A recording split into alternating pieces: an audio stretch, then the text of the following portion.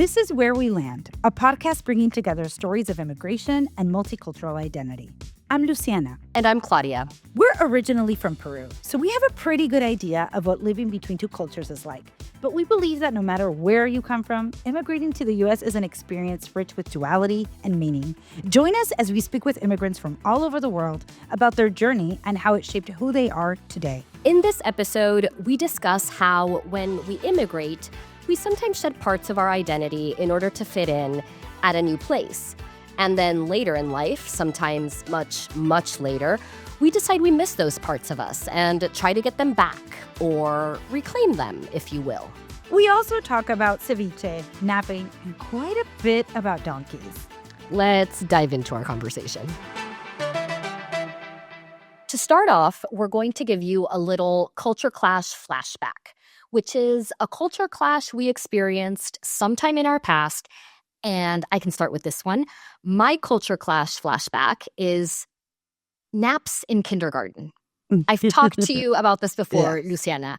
Okay, so I was in kindergarten, first time in an American school, and after lunchtime, they handed out individual milk cartons of like the coldest milk in the world.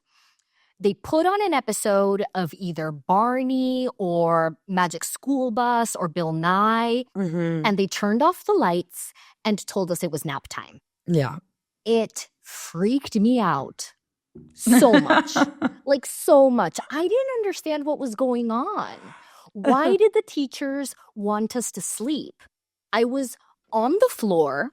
I wasn't in my cozy bedroom. I was in an open plan classroom with a bunch of kids I barely knew. How am I supposed to feel comfortable enough to sleep? I mean, to fall asleep is a very vulnerable thing to do. Why do they want me to do it in front of all these people and in this public place? Well, yes.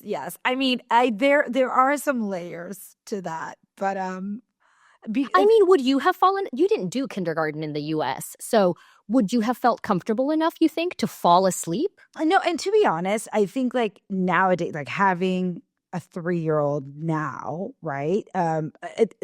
Kindergarten seems like a little bit like surely most kids have dropped their nap by then. Like I don't. Modern parenting. Yeah. I doubt it's offered, but now I don't know. I haven't gotten to that stage yet, TBD. But there are a lot of layers there. I think, here in, unlike Peru, here there are like daycare is a big system that's used nationwide, like for childcare. In Peru, daycares in the traditional sense really do not exist. We have like toddler classes, but there's no such thing as daycare, reliable daycare in Peru. No, they're all classes. Yeah. So you're always awake and you're always active. Yeah. And they're like little, like what would be the equivalent of a toddler class here? So first of all, since there is no daycare, you're not used to sleeping in this type of setting. But here, many young babies, small children learn to sleep in these type of settings. My kid is offered nap time in his school because he's 3. And sometimes, I actually don't think he takes it because he's 3 and he's dropped it. But I mean, there's some kids that surely still take it at 3. And my entire kindergarten classroom was asleep. I was the only one watching the full Bill Nye the Science Guy episode. Right. But what I'm saying is like, I think that it is very normal for kids to sleep in that type of setting here and like next to with their little cots lined up right next to each other and a sleep mat or whatever it is, and they fall asleep. That is not that is very normal here in the US. The age part, but maybe that's changed over time. Maybe that's changed, but I totally understand how it would be a culture shock to you because that's simply not done, not offered. It was so exotic to me. It was so strange. Like, why am I sleeping somewhere that isn't in my house? Why am I sleeping at a school? I know. Why in front of all these people? I was like an alert little kid, like, and I would see people like drooling in the middle of their naps, and I was like, what? Heck no. You're like, I can't even stop. Like, I can't close my eyes because I'm just watching everything, right? Yeah. I was one mistrusting little kid. I was like, not letting my guard down. I'm going to keep an eye out during this nap. That's hilarious. I can totally see how that would be a cultural shock. Okay, so I have one that you obviously know about, um, the mail system. I can't remember Oh, if I've brought this up yes. before, but like, so when I immigrated as an adult, and my husband was like, "Oh, I was realizing like you get like important documents in your mail. Maybe I was still a student. I was still on a student visa, so like whatever. I wasn't like a real US person. I wasn't getting important stuff in the mail. But then when I Right. got married and became like, a citizen and all that, obviously insanely important documents, like your tax documents come in the mail, your legal documents come in the mail. Like my green card came in the mail. And I was like, I'm supposed to trust the mail because, as I explained to my husband, how do I trust the system in Peru? Our mail was delivered by a donkey. I am not lying. Yes. I want to clarify. This isn't the official mail system in No, Peru. it's not. Like there is a post office. There It works, is it a post functions. office. It kind of functions. I don't know if it really functions. My mom, my in-law sent my mom, our mom, a card, a Christmas card one year, and at least it arrived 6 months later. I Yeah. sent thank you cards for people that attended our wedding. It never got there. Like they never received those things. Like Yeah. you would not send your wedding invitation via mail. No, that Never. is too hit or miss. It's just like it's That's a not a risk and reliable it's a system. gamble. Nothing important will be delivered via mail in Mm-mm. Peru. But still the official system is not donkey, but in our little beach town where we lived, shout out Las Delicias, Yeah. In the Felix in 90s, the 90s, there was a donkey. Felix was the man who rode the donkey or walked the He walked donkey. the He donkey. He didn't walked. ride it. That He didn't donkey could ride. not be ridden. It wasn't carrying any weight. No, no, no, no. He That donkey was walked. pulling a little wooden, like, wagon, Yeah. and Felix would walk the donkey. Yes, Felix would walk the donkey, and I think he would also pick up the trash. Like I think he was like Yes, the trash dropping. went on the back of the little Yeah. cart. Yeah. The So trash bags. he was dropping off the trash / dropping off picking up the trash, dropping off the mail. So having experienced that, coming to now have to trust the mail. What? I mean, amazing. I love living in a country where the mail works. Things will get delivered to you, and you get sent things. Now, that's very funny because often, like, a joke within the US is that people really do like shit on the mail. Oh, right. They're like, yeah. oh my gosh, USPS, good luck. And I'm like, no, USPS is efficient and it will get the job done, sir. USPS is great. Yes. Today's topic of the week is reclaiming the parts of your identity that you shed when you immigrated. So when you move to a new country, you tend to tone down the foreign parts of yourself in order to fit in or to connect more easily with others. You want to blend in. Sometimes you even get rid of these foreign parts of you altogether. For example, a young kid from India who loves Bollywood movies and moves to the US might stop watching those movies and start watching whatever films all the kids at his school watch so he can relate to his classmates, so he can talk to them, make friends. He wants to be in the know. He wants to assimilate. And he doesn't want to be labeled maybe the weird kid who watches movies in another language. That's the shedding part. But then, as one gets older and maybe stops caring so much what others think of their taste in movies or what their likes are, they might want to get back into watching Bollywood films and having that back in their lives. And it's not just kids who do this. Like, let's be clear.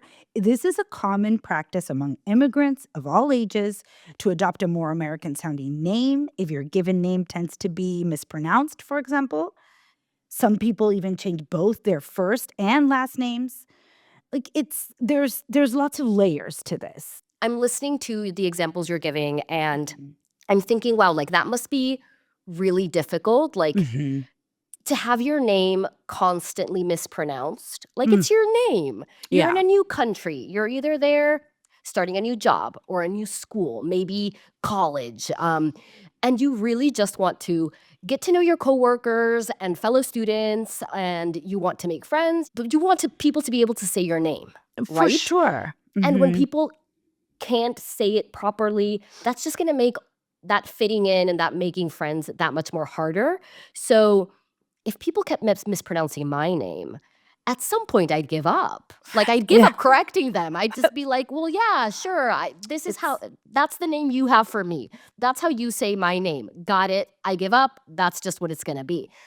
And, props to people who are like, you know what? If someone's going to be making a sound other than my name to call me, I might as well choose a new name. Choose that new sound and choose an American sounding name that everyone can pronounce. Like, I understand that for sure. Oh, totally. But it's just, it makes even more sense when you're so young and kind of maybe insecure and you are feeling very, very different. And we actually had a guest, Michelle Mi-jung Kim, who talked about this. When she first arrived in the U.S. as a young teen, she dropped her Korean name, Mi-jung, and adopted the name Michelle. And only recently, and this is what we talk about, right? She reclaimed the name Mi-jung. I really related to that specific example because, as we discussed in her episode, I find myself doing the same with my name, with Luciana. And now I'm, I would say Lucy, because Luciana was a mouthful for some people. I don't think it's a particularly hard name to pronounce or say, but it kind of was like, oh, or they would say it with an accent, or it was just like me helping the person feel comfortable with my name. It was like, Lucy. Oh, yeah, call me Lucy. But lately, I was just like, I'm introducing myself as Luciana. I'm saying Luciana a bit more. I don't think I intentionally went through the thought process of saying, oh, I'm reclaiming this, I'm taking it back. I think it just kind of, I missed it. So I started saying it and using it more. And when she said it, this is what I'm doing, like intentionally, I was like, oh, I think that's kind of what I'm doing, Right. You just hadn't put the words to it. Of like, this is what I'm doing. You hadn't named it, but you were doing it already. That's right. So in terms of reclaiming, I haven't reclaimed anything, but here's the thing. I feel like what happened with me is I claimed things. There was nothing to reclaim. So let me explain myself. There's two parts of this for me. So first, I feel like there's claiming my Americanness. So when we moved back to Peru, I was at school. No one understands why I speak Spanish with an accent and barely know any Peruvian pop culture. Even when I try to explain, oh, I've been living in the States the past years, they can't understand. It doesn't fit in their brain. They're like, but you're Peruvian, right? So speak like it. Eh? It's like they're looking at a duck with a cow's head. They think it's impossible. They don't think this is real. She must be faking, or at least she's exaggerating. She just wants attention. She's trying to show off with her English. She really can speak Spanish but doesn't want to, et cetera, right? They can't comprehend it. So as a result of that, I pushed back, and by doubling down. Like, I really claimed my Americanness and doubled down on it. I was like, it's a reaction, I think, that came from like a very defensive place, clearly. For sure. And it came out as very defiant. Like, this is me. I'm Peruvian. And a lot of things about me are American. I am not faking it. Just because you don't understand it doesn't mean it's not real. I'm here. I'm real. I'm a duck with a cow's head. Quack, quack, moo, motherfuckers. Like, it just manifested very aggressively for me. And that was definitely a product of, like, feeling hurt by all the judgment I received. I have to say this did happen in, like, our hometown, which was, like, it wasn't a huge, big metropolitan city. There wasn't access, especially in the 90s. There wasn't a lot of access to, like, American culture. So these kids really weren't exposed to the same things we were. They didn't know what we were talking about. So it wasn't until I think they were kind of maybe even threatened a little bit. Yeah. Yeah, for sure. There was a lot going on for them as well. Like, oh, you think you're better because you know more or have been to other places or have like other things.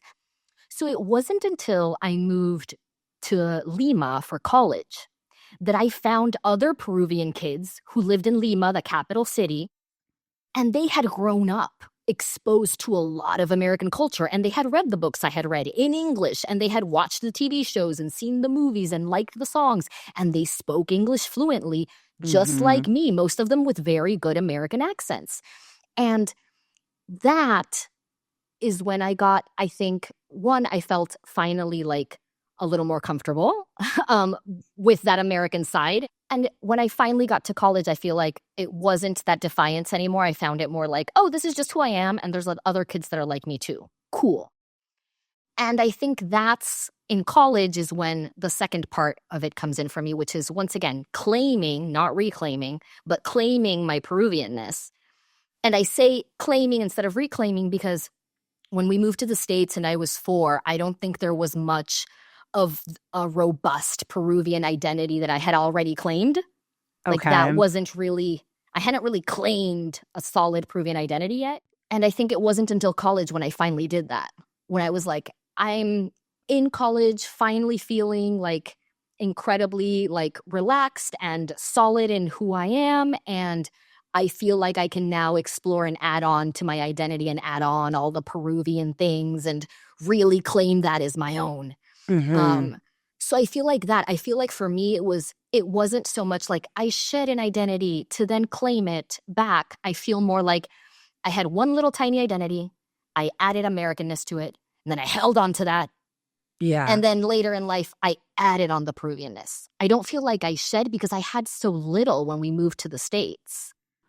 Yeah. Yeah. I mean, a lot of that resonates for sure. I do remember being like feeling very judged because of speaking English with very little accent in Peru, like speaking like an American for all intended purposes. Yeah, In Peru, we sounded like Americans, yeah, and there was backlash with that. That for wasn't sure. But received positively. I think you weren't as defiant. I feel like you very quickly, like you were much more of a chameleon. You Yeah, like I mean, I actually don't remember it a lot in our hometown. Maybe a little bit when we got there. But like, I think, like, I guess I didn't experience it so negatively in our hometown. In college, actually, I remember hearing it much later. I heard it years later, like I had been speaking like this in this way. I guess it was like some stuff people were saying behind my back.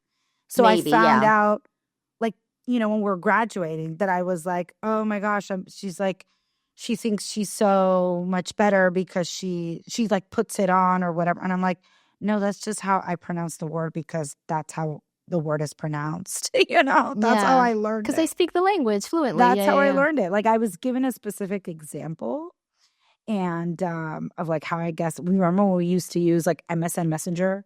And I guess one time we were talking about social media or communication, whatever, because it wasn't social media at that point. I don't know. And I said, oh yeah, MSN Messenger. And I moved on and I continued. It was like answering a teacher's question. Right. You didn't pronounce it in Spanish. Right. I didn't say, yeah. And so I said, MSN Messenger. And then someone years later was like, oh my gosh, remember when you would speak like this? And I was like, no, that's how I speak. You just reminded me of You know? something. For me, all of that happened in school, like 6th grade, 7th grade, 8th grade, 9th grade. That's when I got all the Mm-hmm. like heavy criticism. I think it also something had to do with the fact that one, my defiantness didn't help. Obviously, me doubling down didn't help. Yeah. But also, I feel like there were 2 other like actual American kids. Like they had grown up in the States, born in the States, and they had also just moved to Peru. Mm-hmm. Their names were Paul and Adrian, shout out. And the 3 of us were taken to do a separate English class than the rest of my classroom. So it was literally 2 little American kids and me. We would go do a separate. So I was already lumped in with them. They were labeling me American. Like, That happened. it was inevitable. Yeah, that It was happened for inevitable. sure. When there was the exchange student or the new English teacher, it's like, Luciana, go help them or whatever. And it's like, sure. Yeah. But I guess it wasn't a negative thing. I guess my friends called me La Gringa. And that was okay. Like it wasn't negative. I mean, it wasn't positive. Let's just say that. It Yeah. wasn't like, oh, this I is a mean, cool thing to have. I see what you're saying in the sense that like it didn't prevent either of us from like making a bunch of friends that first year and like I we, guess we it fit wasn't in it and wasn't enough for me to want to double down or not. Like it oh, was it did just because you know me, I'm stubborn. no, for you. I guess I never really felt like I needed to claim or reclaim the American part in my life at all. If anything, I've only experienced the reclaiming the Peruvian part. I wonder though, when we're talking about reclaiming, I feel like now in this day, like I'm just making these leaps with my name, something so basic and obvious. And I'm seeing like, oh, is this what I'm doing? I'm not introducing myself as Lucy anymore. I'm not offering that name up as when I hear someone say like, wait, what was your name? I don't just say, call me Lucy right away. Mm-hmm. I wonder if there's something else that I'm not foreseeing that I'm going to That's reclaim. coming, something That's other than coming. your name. Mm-hmm. Maybe. I wonder. I mean, I wonder. I think you've done a lot of like not reclaiming, but like yeah, a bit of reclaiming, yeah, in terms of like when you think about the things that you want to pass down to your kids, you're kind of Mhm. choosing what are the things about Peru and Peruvian culture that I care enough about Yeah. that I want to put in front of my kids.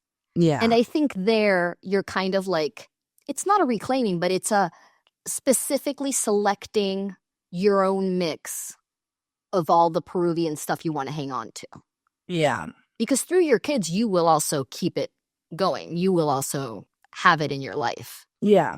I guess, yes, I've chosen things that I'm like, this is important. This is important. You know, the food, the music, values of the people, pride, Peruvian pride. My husband actually, when we met, he told me, "Oh, you're from Peru. You must be really proud of your country because the two Peruvians that I know spoken so proudly of their country. So I think that that's just a trait that you guys have." And I was like, "It is. It is. It is. You will never find a Peruvian shit talk Peru in front of Never. foreigners. We will do it between ourselves. Yes. Peruvians amongst Peruvians, we will shit talk our country to no end. But in front of foreigners, we're like, oh my God, it's the best place in the world. The food, you have to go. Let me recommend." Yeah. Yeah, that is very much our personality for sure.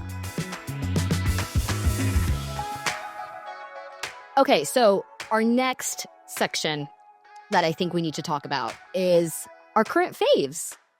So in current faves, we will choose a person, place, food, thing, smell, word, phrase, something in either English or Spanish that we are currently like loving, consuming, or missing. American or Peruvian. Yep. Yeah, American or Peruvian, English or Spanish, American or Peruvian. Mine this week is a phrase, Mm-hmm.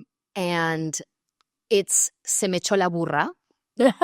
I've been using it a lot lately because listen, these past few weeks have been a bit hectic, a bit taxing. I'm a little tired and I'm feeling kind of lazy. I want a bit of a break. So I've been saying "se me echó la burra" a lot lately. For the listener, explain. So for the listener, I'll explain. Yeah. The literal translation of "se me echó la burra" is "my donkey is laying down on me." Not that the donkey is on top of me. No. More like it gave up on me. Yeah. The donkey gave up on me. It won't budge. Yeah. And the way that it's applied is it means you say it when you feel lazy. So just imagine someone lying, like a dog would lie on all fours, like and not want to get up, right? Like so a you're mat. Like, oh, my like the donkey when it lays down, it's so heavy you can't pick it up, you can't force it to keep walking. The donkey is done for the day, and you're like, oh, my donkey's laying down on me. Damn it. So it comes from the Andes of Peru, from the highlands, where they transport things like via donkey a lot of the time because like the roads are dangerous and up and downy and small. So an example of this, of when you would use it today in everyday life, in American life, let's say, would be if you have to go to the DMV, but you're like feeling lazy and you don't want to do it. And you're like, and I tell you, hey, Lucy, tomorrow morning I'm going to the DMV. And then you call me tomorrow morning and you're like, hey, you at the DMV? And I'm like, no, my donkey laid down on me. That's how you would use it. This is so, and I would be like, no, se me echó la burra. I didn't clarify. I don't think this is widely used in Peru. No, it's that's why I said it comes from the Andes. Yeah. To be specific, this comes from our grandmother. Our grandmother is from a small, tiny mountain town called Cachicalan. It's very, very tiny. So yeah, and she would use this phrase. So it comes from there. If you say this to a kid in like Lima, Peru, he will not know what you're talking about. So yeah, it's very niche, but I love it. It reminds me of grandma, and I just love how it sounds. I love the meaning. I love the fact that your donkey is laying down on you. Yeah, I think it's great. I I've been using do. it. I do love the sound of it. It is nostalgic. I never use it. I never use it, I love it. but I I love it. love I using it. do love And it. whenever I say it in front of someone that isn't that close to me and has never heard it, I explain what it means and they laugh and they love it. And then I'm like, great, I can say it in front of you now too, and you'll know. You're I just want going more people to use it. exactly. I'm evangelizing You're here. trying to make it happen. I'm trying to make it a thing. Yeah. Well, I don't have a phrase. I have a food that I'm craving today, but it goes with a place. I am craving ceviche on the beach. My Oh, mouth literally just yes. watered. Oh my God. Because Okay, wait. Question though. Mm. Do you mean like a plate of ceviche or do you mean like leche de tigre in a cup? No, a plate, a plate. Oh, a plate. Yeah. Interesting. Yeah, like it That's could a be different vibe. we can share it. Like it could be, you know what I'm thinking. Like it's here, like I'm laying on the beach and there is a Like a little piqueo. tray with a plate of ceviche, some canchita. There might be a pisco or a beer in it, on it, like next to it. There might be. It Yeah, doesn't have to be. A beer would be nice. That's not really what I'm more just craving the actual dish and the hot sun. Yeah, so having that beautiful plate of ceviche under the sun at the beach would be amazing. I imagine most people have heard of ceviche, but it's like this delicious, and Peruvian ceviche is like this delicious, fish that kind of cooks in lime juice. Oh, it's just so good. It's so good. And the gachita is this like Peruvian corn that's cooked like In oil. In oil, and it's very crunchy. So you dip it in the ceviche sauce, and Yeah, it's heaven in your mouth. It's so good. And like this is so powerful when we talk about food, when we talk about smells, when we talk. I'm not only missing the taste of ceviche, right? I am missing a moment in my life. I am missing being around Peruvians. And I think that's why this craving is so big right now, because there are these certain foods or smells, even a song that can just transport you to the location, right? I mean, I feel like we all can relate to this, immigrant or not, right?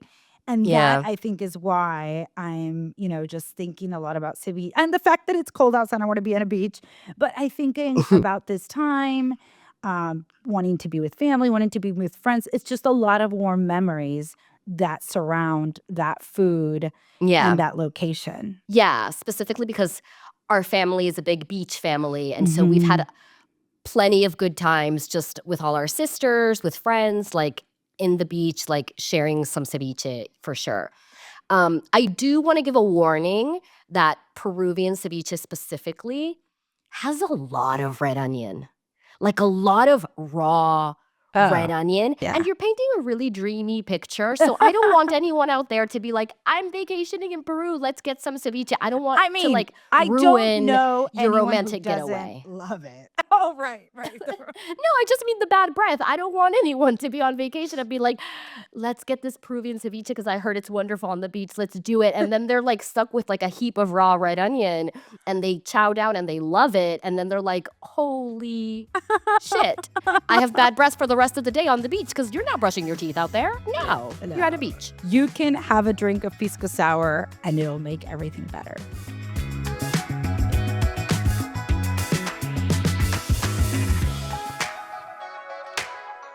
Okay, so how did that land? I have to say that I think what I have learned after talking about the claiming, not reclaiming, and all of that back and forth is that I think I'm an additive person, not a subtractive person. And I think that I take a while before I choose to add. But then once I add, I just never let go. So what I mean is like, I'm not jumping into things. I'm not running around like quickly claiming things as my own or absorbing culture and like taking it on for myself. I think I take my time. I think it takes me a while. I think it took me a while to slowly gather all the things that I liked about American culture. And I think it took me a long time to do the same with Peruvian culture. But I think that I was careful. I chose carefully. I took my time, but then I never took anything away. Like I took it on and then I never let it go. I'm like, no, American culture, like we were here for like what, 7.5, 8 years when we were kids. I took that on and I was like, I'm never letting go. Right. This is mine now. This is mine Right. forever, forever. And I will live in Peru the rest of my life, but this will still be mine forever. I mean, this seems healthy, actually. What you're saying seems like the right way to do it, intentional or not. Like, that seems like the right way to do it. I mean, first of all, it seems like I'm walking into something. I don't know if this is gonna stick. Let's get the lay of the land. Is it good? Is it bad? Oh, I like this. Oh, I don't like that. And then you're like more pick and choosy. I don't think I experience things that way, sadly to say. I think I go like, jump in. This is where we're at. Okay, so I guess I'm this. And I just take it all in and then I discard. I will drop. Yes. I'm like, oh, I'm this. And then 3 years later, oh, I'm dropping that. That's not me. Oh, bye to this. I tried it. Yeah. I gave it a fair shot. This is not me. Bye. I will have no problem in dropping. That's very true. That's very true. I think this is very much based on our personalities and who we are at our cores, which is I am a very cautious person, like the kindergartner that didn't want to take a nap and was like, guards up, bitches, what's going on? Right. That's my attitude towards everything, including culture, I guess. I'm very like, what's going on? What is this? Do I like it? I don't know. Is it I don't know yet. Yeah. So yeah, I'm very cautious. But then once I finally decide something is for me, it's ride or die. Like, I don't care if the rest of my life I'm living like on Mars with Martian culture. I will forever cling on to those like 7 years I spent in the States when I was a kid and that time I spend in Peru. And like, yeah. Right. I will not let go. Yeah, I don't know. Like, I feel, I'm thinking about my last 10 years here in the US where I'm You're so much more flexible. I mean, yes, but I also think that one gets a little bit more selective. Like, maybe one gets more like what you're describing with age, because I do think that I was much more embracing of different things, which is a good thing. But anyway, much more like open and yes, let's do let's experience. And I've become a little bit more just selective. I mean, it's not that choosy. A little choosy. Yeah. Like, no, this isn't it. Maybe it also has to do with the fact that I know, hopefully, like I think US is home for me now, like for the rest of my life. Yep. Right. And therefore, well, if we're here and it's the culture here, saying American culture is so different. There's so many buckets to choose from. It's a wide-ranging culture. Okay, not everything. I don't vibe with everything. So I have to really assess what speaks to me and what doesn't. And it's just, maybe it's also being older that there's some things that are like, oh, yes, this sounds like I want some of this. And then there's other things that are like, oh, no, never. Right. I cannot. Like, even if I try, I'm actually really envious of the back half of your of what you were describing, which is your ability to just shed things. Like, I lack that. And I don't know if I guess none of these are good or bad. They're just how you are. I don't think that, because when you say it, I'm like, oh my God, when I'm saying like, oh yeah, because I will have no problem in dropping it. I'm like, that's not a good thing. No, it is though. I think it's a really good thing because it's like when something isn't like, if you're not vibing with something anymore, you're not vibing. And for me, because I take such a long time to pick, when I finally pick, it like fuses with my DNA because I chose it. And since I rarely choose things, when I choose something, it is a part of me. It is a part of my blood. I can't get rid of it. And I've never felt like, oh, I want to get rid of this and I can't. That's never happened. But I just feel like it sounds much lighter to me, the fact that you can shed things. And the fact that I fuse everything I choose with my DNA just seems so like, whoa, girl, calm down. That's funny because I think that's what I took from what you were saying. And I think that what you're saying, there's no good or bad. I think it's just different. And I think that one sees the benefits of doing it one way versus the other. I don't even know if any, like, for sure, none of it has been intentional for me. I'm just No, like this is all subconscious stuff. reflecting on how I've been doing it now. And I guess like it also seems like a lot of extra work to just take on things and then having to get rid of it. Like just be so Oh, like, right. wait, like shedding process takes time. We all have to do our spring Yeah. cleaning. And it takes a little longer. I don't know. It seems like I'm But doing extra also, work. if you're not taking on a lot of things and you're being so super cautious about what you take on, maybe you miss out on some things, you know? Maybe you're being too careful. Per. Maybe you should have taken a nap in kindergarten. There's no way I would have taken that nap. I can't even take naps. I wish, like, I'm just not a nap person. I can sleep anywhere. Mm-mm. Put me anywhere. Except on a mat in kindergarten. So that wraps it up for today. Subscribe so you don't miss the next episode, and check us out on Instagram at wherewelandpod. Hasta la vista, babies. Ciao, ciao. At Where We Land, we know some immigrant experiences are harder than others, especially for those in the margins of our current legal system. If you would like to help, we encourage you to support organizations that provide services for immigrants and champion their rights. You can find a list of organizations in the show notes.